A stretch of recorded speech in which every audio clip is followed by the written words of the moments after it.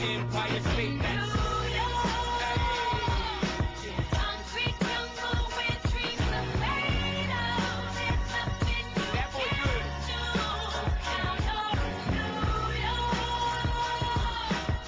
welcome to the bright light, baby.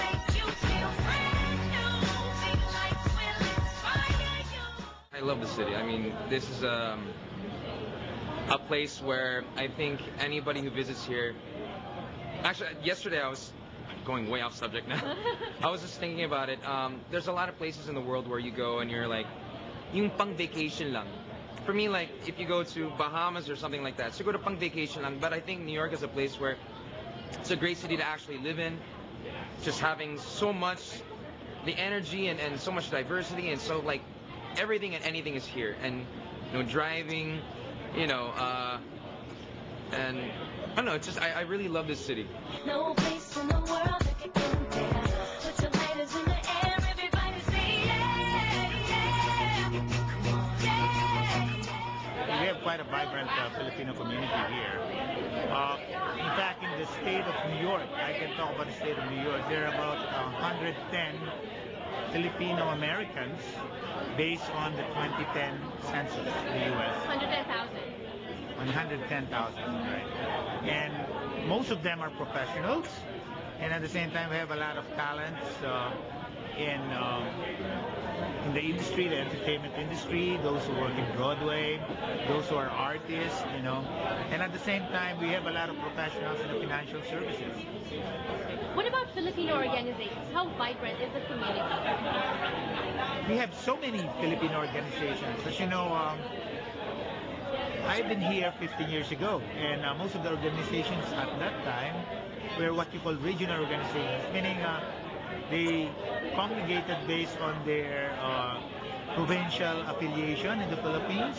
But right now, 15 years after, I would say that most of the organizations tend to congregate based on issues, or based on generation. We have a lot of second generation Filipino American organizations.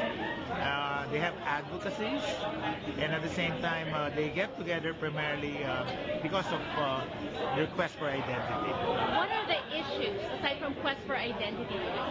Yeah, one of the issues, of course, is relating to climate change.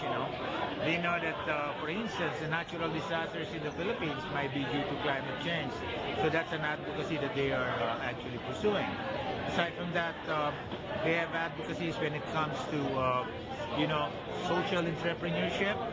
They say that you can take the Filipinos away from the Philippines, but not the Philippines out of the Filipinos. That's correct. And so everywhere we go, Filipinos are always clamoring for that heritage, for Filipino pride and all that. But what do you think makes the Filipino community here in New York unique compared to the other Filipinos in the other places? Well, they're a very competitive group, I would say, and they try to pit themselves more against standards and more against the achievements of the predominant mainstream American, right?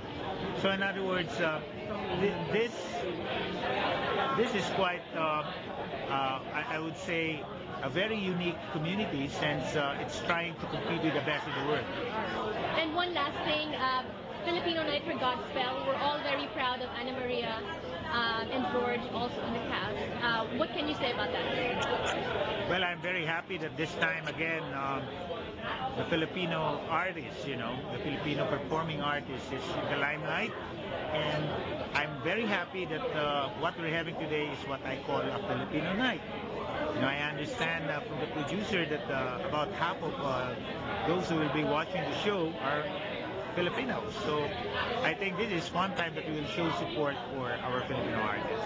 When we return on Kababayan LA, let us catch up with our shining Pinay on Broadway.